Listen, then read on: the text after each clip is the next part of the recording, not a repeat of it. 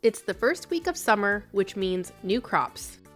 All of the leftover crops from spring will be wilted and can now be chopped down. For the summer crops bundle, you will need to grow a tomato, a pepper, and a blueberry. You will also need to grow 5 golden melons and plus a single one. Corn is also a crop that you will need to grow 5 golden ones.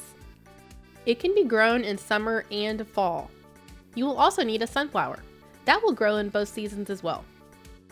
If you're wanting to start a pale ale empire or become good friends with Pam, then be sure to grow some hops.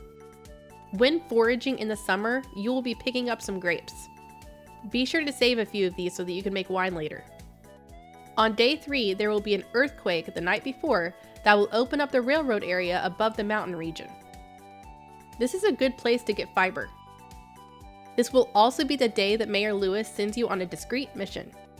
Pay attention to the fish you need for the fish bundles that are only around for the summer. Now is a good idea to get yourself the fish smoker recipe from Willie. Catfish, super cucumber, and pufferfish yield high gold when they are smoked.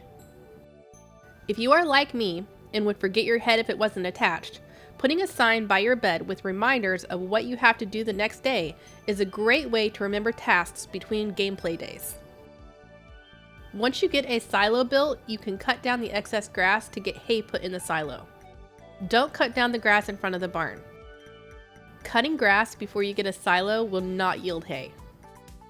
Start planting trees in unused areas on your farm for wood. You are going to need more than you think. Cindersap Forest is a good place to plant trees as well.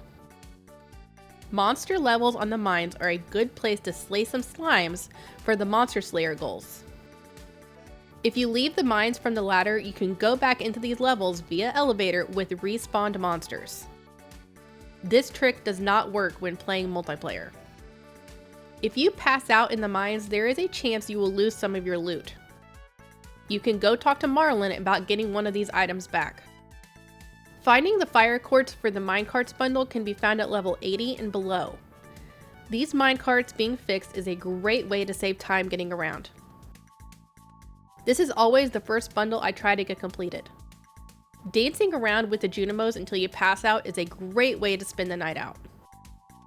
If you enjoyed this tips and tricks video for Stardew Valley, be sure to like and subscribe.